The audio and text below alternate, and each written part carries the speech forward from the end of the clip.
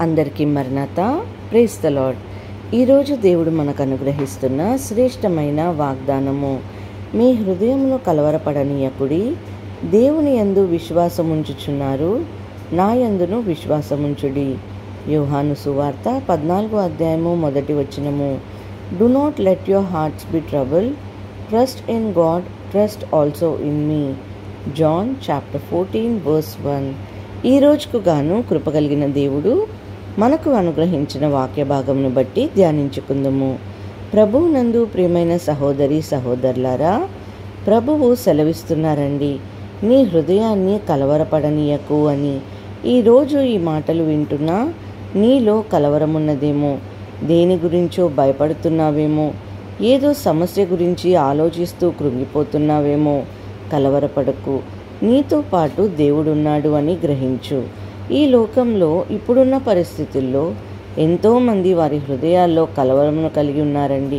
ప్రకృతి విలయాలని, కుటుంబ సమస్యలని, వ్యాధి బాధలని, అందరికీ ఏదో అయిపోతుంది, నాకు కూడా అలాగే జరుగుతుందేమో అని న్యూస్లో విని కలవరపడేవారు, ప్రక్కన వారు చెప్పింది విని భయపడేవారు.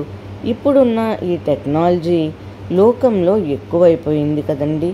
చిన్న అనారోగ్యానికి భయము, చిన్న అప్పుకు భయము, చిన్న చిన్న సమస్యల నుండి వాటిని చూసి హృదయంలో అశాంతితో జీవిస్తున్నారు. అయితే అన్యులైన వారు, నిజదేవుణ్ణి ఎరగని ప్రజలు భయపడుతున్నారు, కలవరపడుతున్నారు అంటే అర్థముంది. ఈరోజు అన్నీ తెలిసిన నీవు, దేవుని యొక్క మహాశక్తిని ఎరిగి ఉన్న నీవు ఎందుకని భయముతో కలవరముతో జీవిస్తున్నావు? రక్షించే దేవుడు నీకు లేడా? కాపాడే సృష్టికర్త నీతో పాటు లేడా? ఏ పరిస్థితి అయినా తారుమారు చేసి నీకు అనుకూలముగా, నీకు క్షేమకరంగా చేసే సజీవుడైన దేవుడు ఉన్నాడు కదండి. వాక్య భాగంలో మనం చూసినప్పుడు యేసు ప్రభువారు తన శిష్యులైన వారితో ఈ మాటలు చెప్తున్నట్లుగా మనము చూడవచ్చు. ఆయన అప్పగింపబోతున్నాడు, సర్వశరీరుల కొరకు తన ప్రాణము పెట్టబోతున్నాడని యేసయ్య వారితో అంటున్నాడు. ఇంకా కొంతకాలము మీతో కూడా ఉండును, మీరు నన్ను వెతుకుదురు, నేనెక్కడికి వెళ్ళుదునో అక్కడికి మీరు రాలేరని ఆయన వారితో చెప్పారు. నా యందు విశ్వాసముంచుడి అని. అవునండి, లేఖన భాగము సెలవిస్తుంది. విశ్వసించు, లేకపోతే యేసు ప్రభుని నీ సొంత రక్షకునిగా అంగీకరించలేకపోతే నీలో కలవరం ఉంటుంది.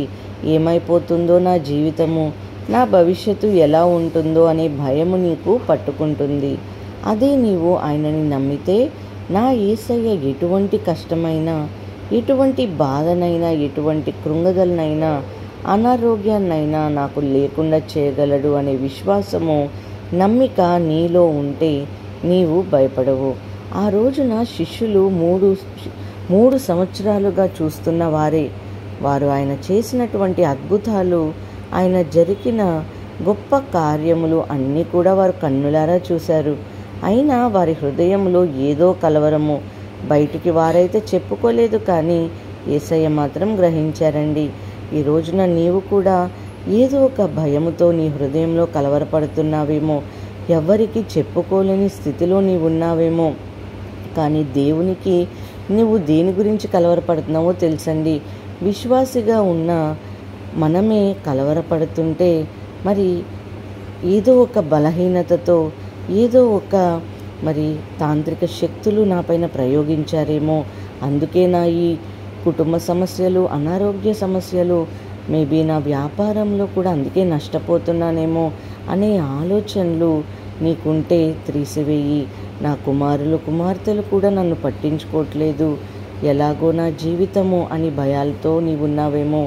ఈరోజు విశ్వాసులైన మనల్ని కూడా కలవరపెడుతుంటాయండి ఈ బాధలు, బలహీనపరుస్తుంటాయి, ఏమీ చేయలేని వారిగా, నిస్సహాయాలుగా చేస్తుంటాయి. అయితే ప్రియమైన సహోదరి సహోదరుడా, భయపడకు. నీ హృదయంలో ఉన్న ఆ కలవరాన్ని తీసేసి, ఎందుకో తెలుసా, నీవు నమ్మిన నీ దేవుడు వాటన్నిటినీ నీ నుండి తీసివేయగలరు. ఏ తాంత్రిక వైద్యాలు, ఏ అనారోగ్యాలు, ఏ శత్రువుల ఆలోచనలు, ఏ కఠినమైన పరిస్థితులు నిన్ను ఏమీ చేయలేవు, నిన్ను ఓడించలేవు. నీవు ఏ గృహములో అయినా ఉండవచ్చు, ఏ దేశంలో అయినా ఉండవచ్చు, ఎక్కడున్నా ఏ అపాయము నీ దరికి చేరకుండా దేవుడు నీ చుట్టూ తన దేవదూతలు కావలుంచుతారండి. ఎవరి హృదయం అయితే ఆయన పైన ఆనుకుని ఉంటుందో వారు పూర్ణ శాంతి గలవారుగా ఉంటారని వాక్యము సెలవిస్తుంది కదా. మీలో కలవరము పోయి శాంతి సమాధానాలతో ఆనందంగా జీవించాలంటే నీ హృదయాన్ని దేవుని వైపు, ఈ లోక అన్యుల మాటలపైన పరిస్థితులపైన నీవు నీ హృదయాన్ని ఉంచక దేవునిపై పెట్టు. ఆయన యందు విశ్వాసం ఉంచు. ఏ భయము లేకుండా ప్రశాంతంగా నీవు జీవించగలవు. దేవుడి వాక్యము దీవించునుగాక. ప్రార్థన చేసుకుందాం. ప్రార్థన. మహాపరిశుద్ధుడా, కృప కలిగిన తండ్రి, ప్రభువా మీకు స్తోత్రములు యేసయ్యా. తండ్రి, ఉదయకాల సమయంలో ప్రభువా తండ్రి మేమందరము కూడా తండ్రి యేసయ్యా మీ యొక్క చెంత చేరి ఉన్నాము ప్రభువా. అవును తండ్రి, మాకు ఇచ్చిన ఈ గొప్ప వాగ్దానం కొరకు స్తోత్రములు తండ్రి. ఈరోజు అవును ప్రభువా ఎన్నో సమస్యలతో మేము కలవరపడుతున్నాము. సాతాను ఎంతగానో ప్రభువా మమ్మల్ని శోధనలోకి నా ప్రభువా యేసయ్యా లాగుతుందయ్యా తండ్రి. ఎన్నో చిక్కుముళ్లతో నా ప్రభువా ఎందరో జీవితాలు నా ప్రభువా యేసయ్యా ఎంతో చీకట్లో పడిపోయి ఉన్నారు. ఎన్నో బాధలతో నా ప్రభా డిప్రెషన్కి లోనయ్యేవారు ఉన్నారు తండ్రి యేసయ్యా. మేము చేస్తున్నాము ప్రభువా, ఈ వాగ్దానము మా జీవితంలో నెరవేర్చబడాలి. ఈ వాగ్దానము ద్వారా మేము నేర్చుకోవటానికి సహాయం చేయండి. ఎంత పెద్ద సమస్య అయినా సరే ప్రభువా మీరు గనక తలుచుకుంటే యేసయ్యా చిటికలో మీరు ప్రభువా మాకు సొల్యూషన్ అనేది దయచేస్తారు కనుక విశ్వాసంతో ప్రార్థన చేస్తున్నాం ప్రభువా. మా జీవితంలో ఈ యొక్క ప్రార్థనలో ఏకీభవిస్తున్న ప్రతి ఒక్కరి జీవితంలో గొప్ప అద్భుత కార్యము జరిగించమని యేసు నామములో అడిగి వేడుకొంచున్నాము తండ్రి. ఆమేన్.